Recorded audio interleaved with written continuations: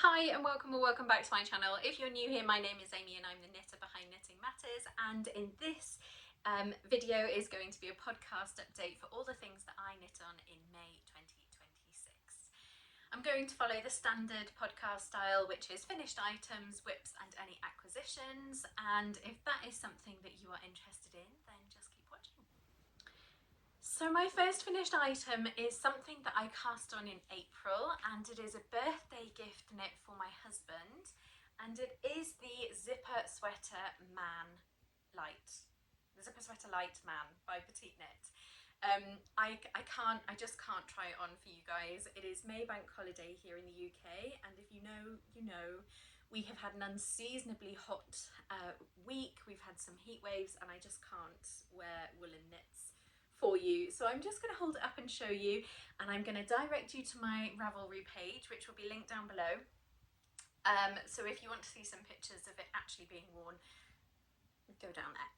So this is amazing. I have made it, and not to blow my own trumpet or anything, but I'm so proud of this zipper sweater.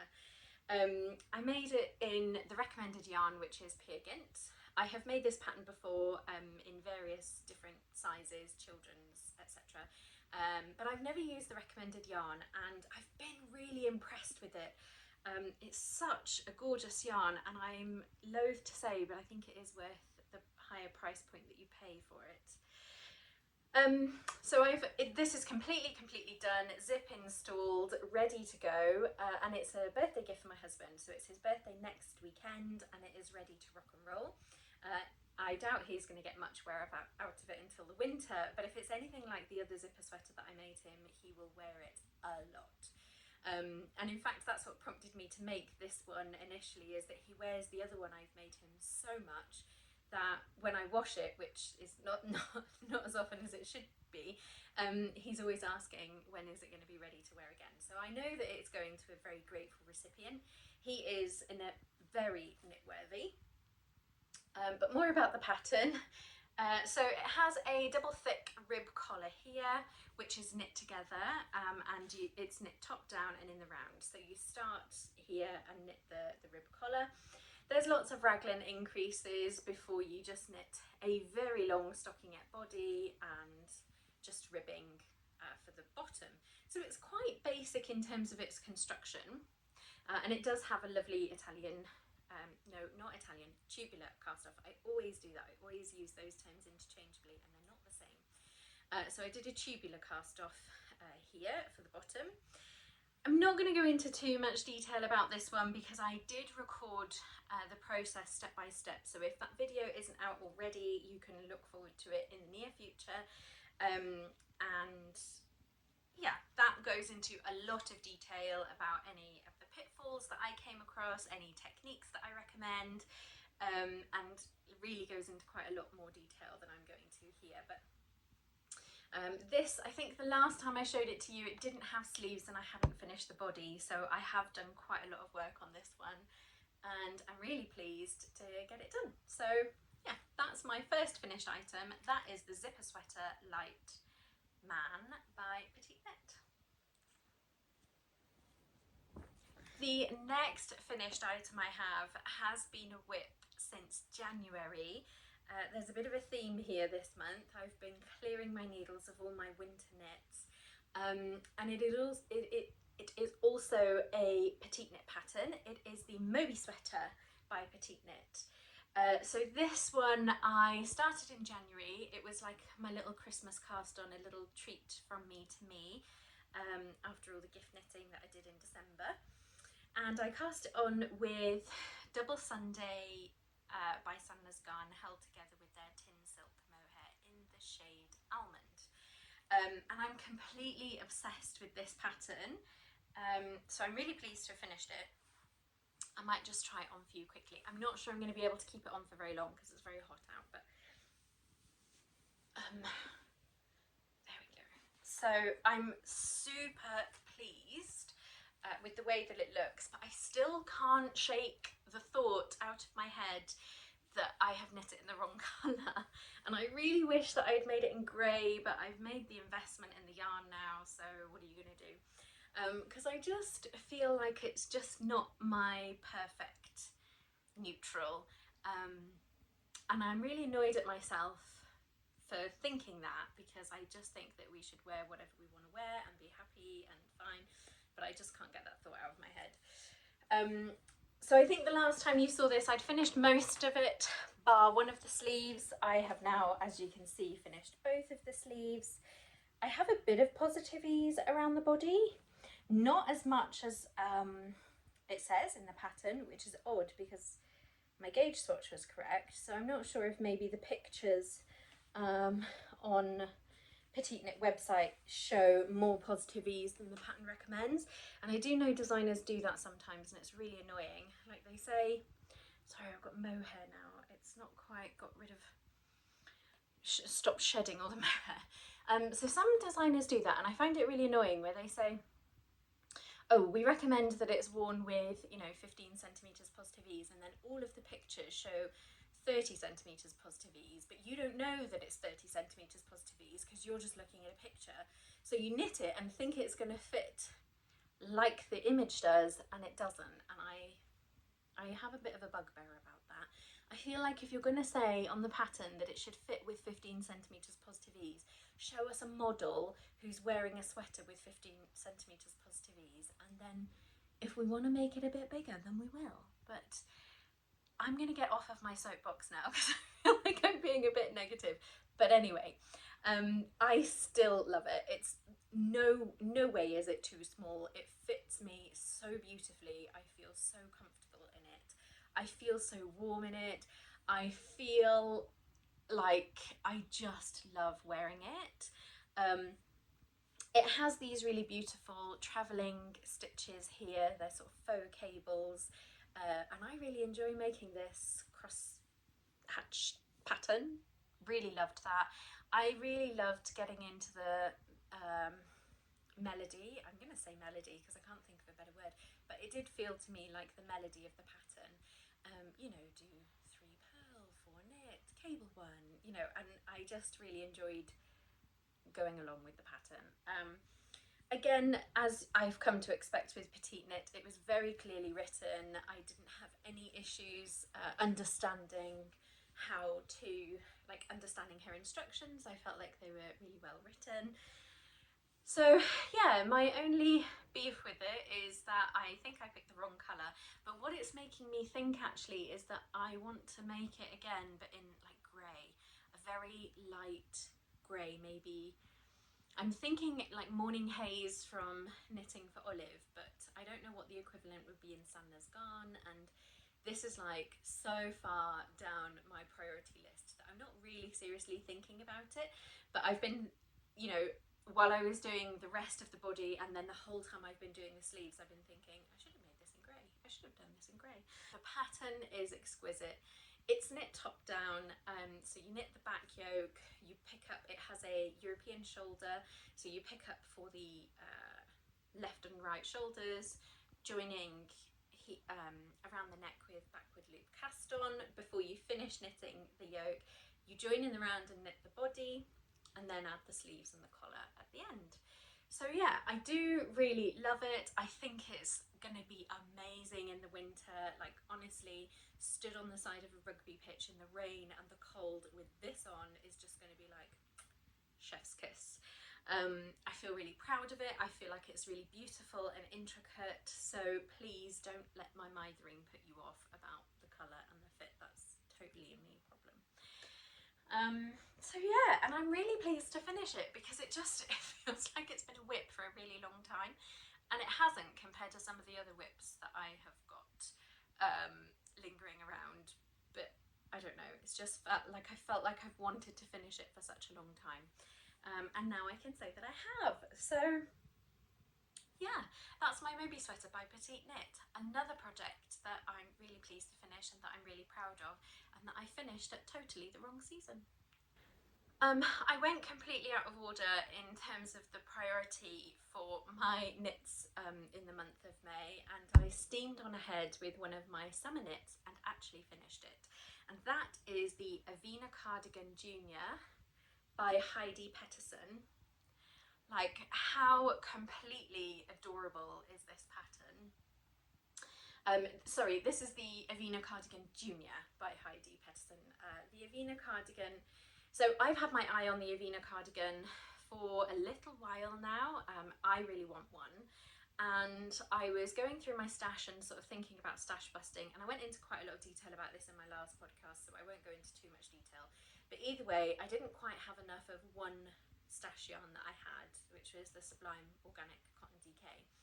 And I went to go and order some more, and they've discontinued it. And then I happened to find in my stash something that I thought would be quite a nice, how do I put it? It would match, and alternative. That's the word I need, alternative. So actually, I don't know if you can see, but the crochet squares are made with a completely different brand of yarn. So it's still a cotton DK, but obviously being a completely different brand, the colours I think are pretty similar, but they're not the same. So the crochet squares are made with Paintbox cotton DK in the colour, I think it's vanilla cream. Again, I'll make sure I put it on screen to make sure that I get that right. I'm sure it's vanilla cream. And it just so happens that I just had enough to do the crochet part, and then I had enough of the stash yarn, the Sublime Organic Cotton DK, to do the rest of the cardigan. And I'm like so obsessed with it. I can't believe how cute this is and how well it turned out, and I feel so proud of myself for getting stash yarn out of my stash.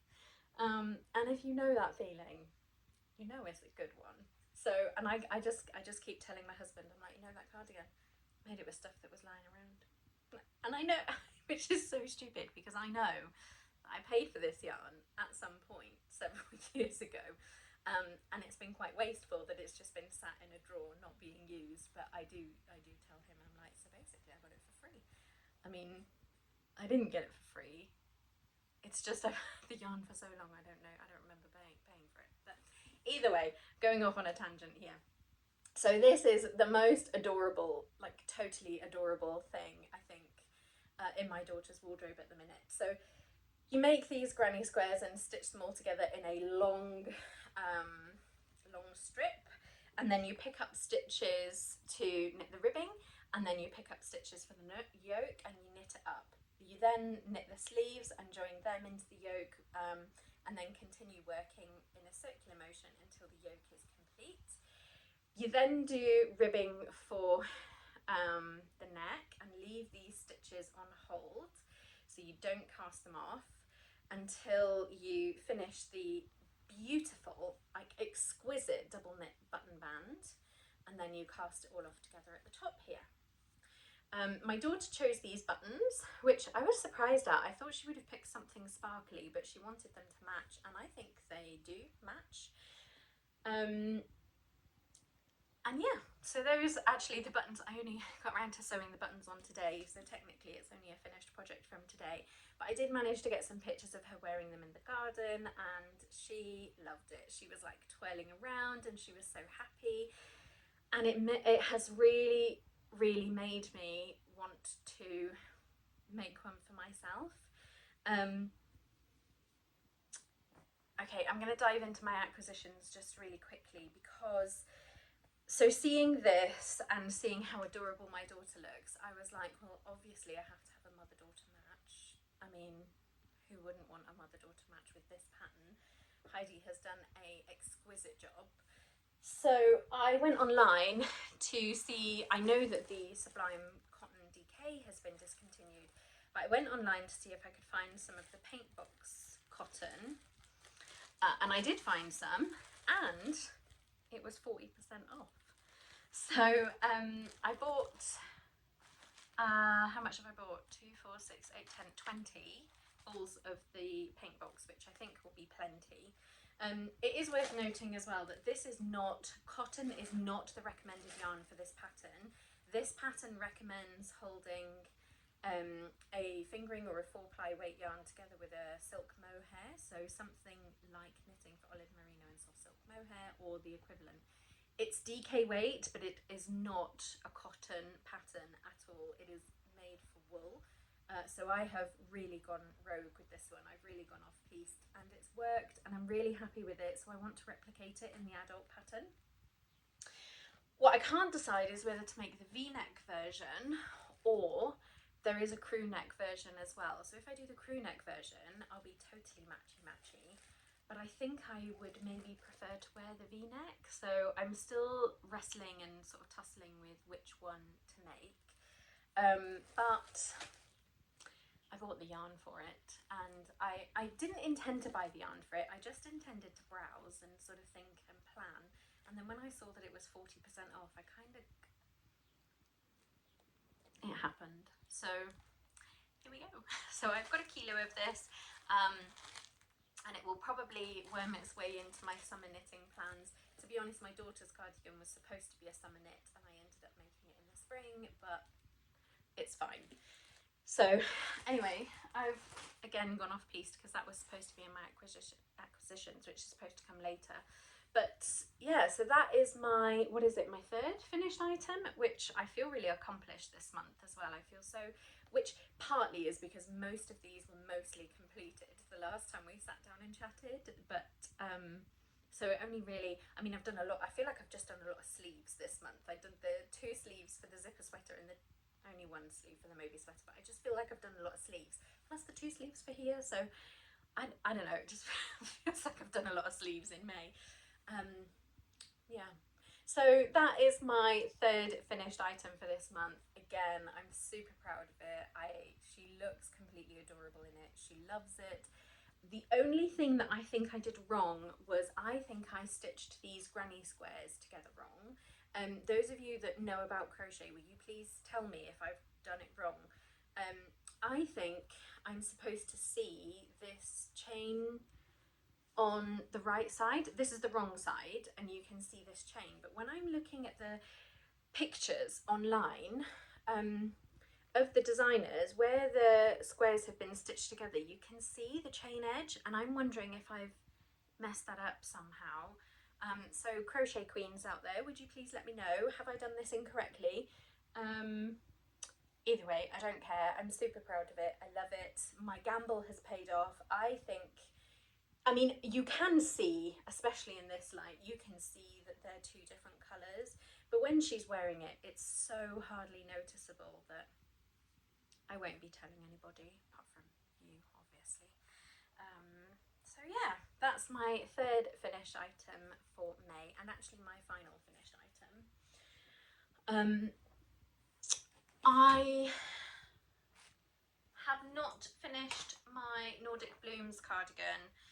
I've not done very much on it, to be honest. So this is the Nordic Blooms cardigan by Caitlin Hunter, and I stumbled across this pattern in the Line Publishing magazine, and I'm completely obsessed with it. So I think it's not knit in a summer yarn.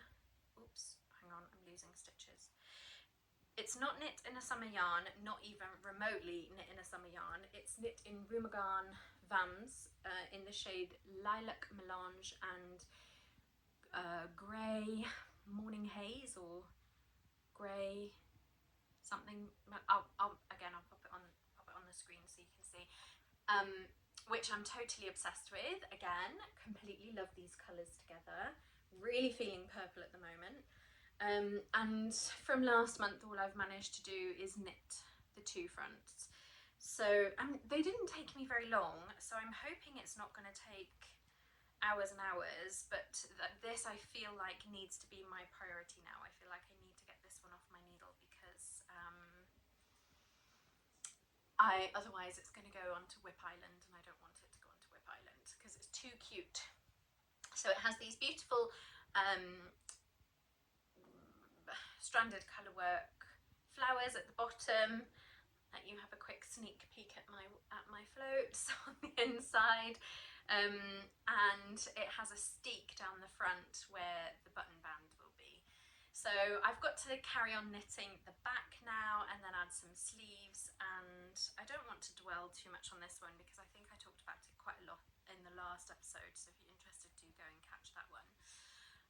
But I am really excited to get it done because I do feel like it can be quite chilly in the summer evenings in the UK, like especially if you're outside, had a long day, and you know, as the sun starts to go down and you know, the breeze can be, so I think it will be quite a nice over the top layer for the summer. If not, it's like a perfect autumn cardigan. But my plan is to get it done within the next month. I don't want this hanging around until autumn. So I feel like I need to get a bit of a wiggle on and get this one finished, but also I'm just getting a bit fed up of it like being in my knitting bag. So, and I don't want to be fed up of it because it's a really gorgeous pattern. Like, look how beautiful these flowers are. I just feel like they're just so adorable. So I do have that as a whip. That's been an ongoing whip since the last, and I probably won't bring that one back now until it's a finished item because I feel like I don't have anything more to add about that one.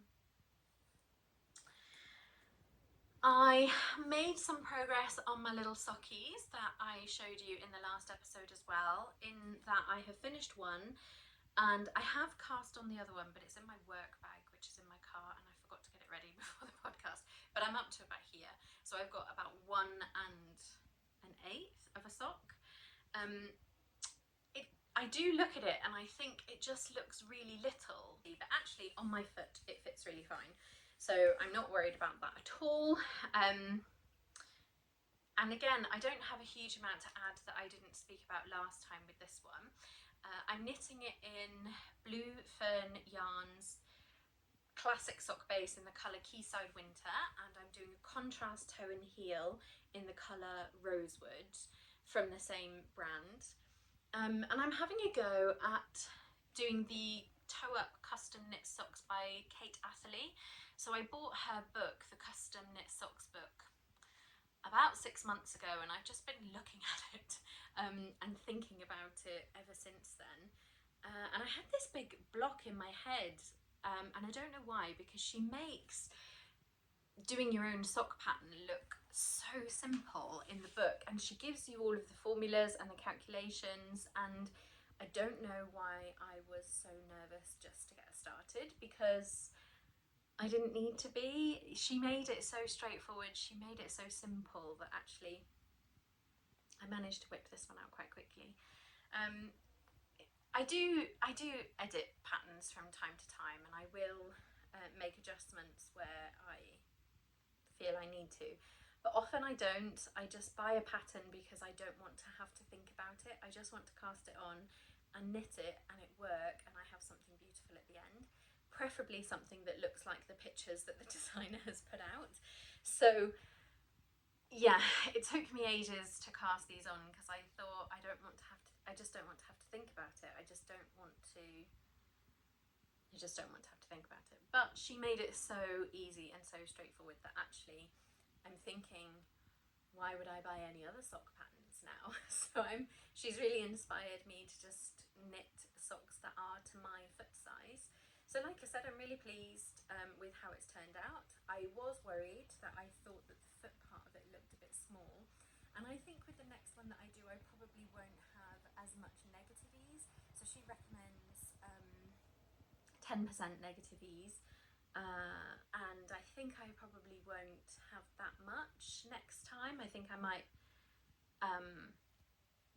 make the foot base slightly longer, for no other reason than I just don't want it to wear out too quickly. And as I have learnt through my knitting career, if you like, that the tighter the sock is, the quicker it wears out. So I don't want any more pressure or friction on this little baby than needs to be. But yeah, it has really given me, my sock mojo knitting has like come back. So I'm really excited about that, and I can see myself casting on lots of socks this summer too, I hope, because I've got some really lovely sock yarn that I need to use. So yeah, that's one of my socks, but the other one is just a mere, I've done the toe and just a little tiny bit more than the toe. So that is, and those are my only, no, I've got one more active whip, sorry. So I cast on a summer whip, which I'm not the biggest fan of summer knits, or at least I wasn't the biggest fan of summer knits. And I don't know if that's because I typically associated summer with crochet. I always thought knitting wasn't really a summer activity. And I have noticed, actually, I feel like my mind might be changing, because I feel like over the last few years there has been lots of summer yarns that have been becoming more popular, and because of that lots more designers are designing summer patterns and summer items that I don't recall seeing, like in my local yarn store, or when I've gone on to Ravelry, because that's where I get most of my inspiration from. So I might be changing my mind about summer knits. And the one project that really sort of got me excited was the Sabai top. And I have forgotten the name of the designer. I will make sure that I put it on, but I really liked the look of the Sabai top. So I purchased the pattern through Ravelry, and I didn't realise that it was 2 patterns in one, which is my fault for not reading it properly. This is the one that I fell in love with the rib around the neck, but there is a second version that doesn't have the rib around the neck, it's just an open neck. And it is a boat neck. There's not a huge amount of detail on the main body, but there are some lovely details that I appreciate. So for example, I think the shoulders are really neatly constructed, and I really like that on the armhole openings there is an integrated I-cord edge that's sort of integrated into the pattern. So as you're knitting, I'm not going to have to go back and pick up any stitches for the armhole edge. I'm not going to have to finish them in any way. It just has this really beautiful seamless I guess armhole facing. I don't know how else to call it. I've only just joined in the round. I did that quite late last night, but I wanted to do it before I went to bed. So I joined in the round and knit a couple of rounds. And as I understand, this rib section does continue down. So now all I have to do now is just knit in the round until it's the desired length. I am knitting this. The yarn I'm using is, what is the yarn I'm using? Is Sandnes Garn Line. It's not a yarn that I have used before, but I really liked this colour, specifically this colour, which I feel is pretty much like the colour of my sofa, which I bought this sofa purely because of the colour as well. So I have found it really difficult throughout the years to find greens that I like to wear, and I'm learning that I like greens that look like they've got a bit of grey to them. So this colour I think is eucalyptus. It is, oh no, sorry, I beg your pardon, the name is actually on the, that's weird, I don't normally get that in the UK, they don't normally put the name on there, but it's called Dusty Green. It is 8561 Dusty Green, and it is 53% cotton, 33% viscose and 14% linen, so it's actually got only a little bit of linen, mostly cotton, a little bit of linen and a little bit of viscose. And I wasn't sure about that combination, but the drape on this is really lovely, and I don't know how I can get that across the camera to you. I don't know if you can see the way that the fabric is moving, but it feels quite drapey. If you're familiar with sewing terms, it's got great drape. If you're not familiar with sewing terms, it's floppy. It's like a floopy, flowy top. And I really like that. So the stitches aren't too dense, it has quite a nice loose network, and I'm really enjoying making this. So I feel like, to be honest, I should have been prioritising my Nordic Blooms cardigan, and instead I cast on a summer knit, which I really shouldn't have done, but I did. Yeah, and I really like it. I think it's going to be a really pretty colour, and can't wait to get it off my needles. So that's it for my whips, but I do have a couple of acquisitions just to talk about. Whew, sorry, I had to take that sweater off because although I love wearing it, it's so hot. It's so hot. So acquisitions, I do have a couple of acquisitions. So we've already talked about my paint box cotton yarn that I bought to make myself a Evina cardigan. But my mum, my dear darling mum, who I adore, I've made her 2 Eva cardigans, both in cotton yarn, and if you've watched my other podcast, then please excuse me for just a quick recap. I had a batch of beige cotton yarn that I bought to make a sweater for my husband, and because of COVID and I was doing my master's degree at the time, I didn't make the sweater. I went off the idea and I ended up making myself an Eva cardigan with this beige cotton yarn. I was making it when I was on holiday with my mum at the time, and all my mum kept saying is how lovely this cardigan was and how she used to have a brown one that was just like that and how she lost it and she was really sad and she's never been able to find a replacement. So I gifted it to her. And then she asked me to make her another one. So we went on, she wanted like an exact rinse and repeat. She was quite specific that she wanted the sleeves to be a little bit longer, she wanted the cuffs to be a little bit tighter, but otherwise she wanted exactly the same. So we went online onto the Berger de France website, we found another colour of yarn, and I made her a second one. Now, a couple of weeks ago, she asked me if for Christmas this year, so 2026, whether I would consider making her another one. Again, she wants it in cotton yarn. She really likes a cotton yarn cardigan. And I did say to her, do you want to explore different patterns? Do you want to have a look and see what's available? And she was like, no, I want it in cotton. So we had a look again on the Berger de France website, and there weren't any colours there that she was interested in. And then I took her to look at some of the paint box cotton. When I saw that it was on sale, that was even better. And this is the colour that she's picked out, which I think is Rich Teal 464. So this is the colour that she wants. She wants me to make her an Eva cardigan, and that's about all there is to it. So I've got a lot of paint box cotton yarn to get through in the coming months, which is fine. And then she kept saying about how she wanted a brown one, so I did order the coffee bean, but she's not so keen. She feels like it's too much of an orangey brown, so that one's going to go back. So yeah, we've got the Rich Teal and the vanilla, and those are going to be a Evina cardigan for myself and an Eva cardigan for my mum. And the other thing that is new this month are books. So I can't get it out of my head, the thought about having a traditional Fair Isle slipover, and I've been thinking about it for quite a long time. And then I thought, did you guys watch the Game of Wool on Channel 4? But I don't know if that's a UK thing or if it was outside of the UK, but essentially it was a knitting show that they put on a broadcast in the UK, and there was a contestant on there called Holger, who every week had the most exquisite colourwork slipovers, tank tops.